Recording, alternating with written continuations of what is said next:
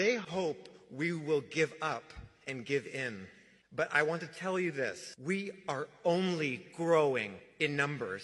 We are only growing in moral clarity. We are growing in urgency and growing in power. The only thing we feel more than heartbroken and horrified and enraged is determined like never before. I am so honored to be here tonight as one of hundreds of thousands of anti-Zionist Jews.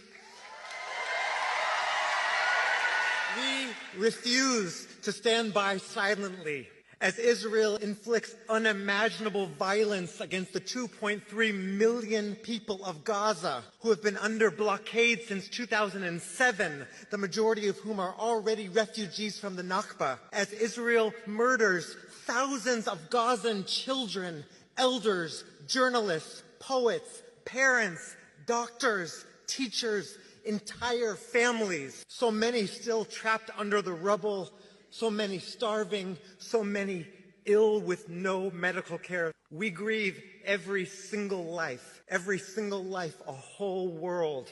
And it is from this grief that we denounce 75 years of Israeli apartheid and occupation that created the conditions for this crisis. With our whole beings, we reject Zionism itself as a racist and colonial ideology. We will not be used as a moral cover for the oppression of Palestinian people, not in our names. I flew here directly from Washington, D.C., where I had the great honor to support 18 elder Jewish women as they chained themselves to the White House to demand that President Biden stop this genocide and call for an immediate and permanent ceasefire. These women, many of them older than the state of Israel, many of them children of the Holocaust, many of them who have lived through the horrors of McCarthyite repression, screamed, "Biden, you cannot hide. We charge you with genocide." While American media tries to characterize the massive growth of anti-Zionism amongst American Jews as merely a marginal position amongst young people, we know better. It is not a generational rift. It is an intergenerational legacy. Our movement elders have taught us that it is either all of us or none of us, that everyone deserves the chance to be a kid, and everyone deserves the chance to grow old. And for that reason, from our hearts and from our souls, we reject Zionism. Because it has been used as the premise for over 75 years of Palestinian dispossession, exile, and death. Because it tries desperately to conflate Judaism with Zionism, when Judaism is our thousands-year-old rich tradition and Israel is a 75-year-old settler colonial apartheid state. Because it's been used to generate wealth for weapons manufacturers, war profiteers, tech companies, and Western military powers. Because it makes freedom chants on college campuses somehow more controversial than an actual genocide that is actually happening before our eyes now.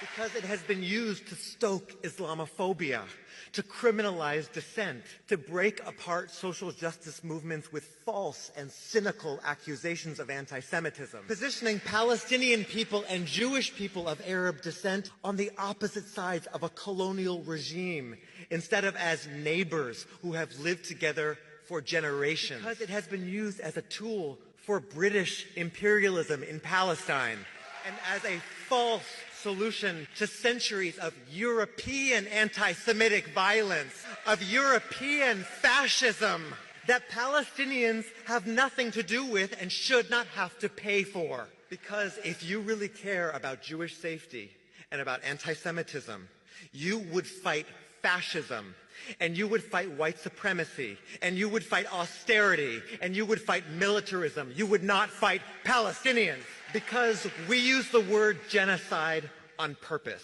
not only because Israel's acts meet the legal definition of the crime of genocide, but because we know what genocide is, and because the lesson we take from the Holocaust is that everyday people let it happen. Because we must let the life or death of Palestinian people be more urgent than our fear of being criticized, being ostracized, or being fired.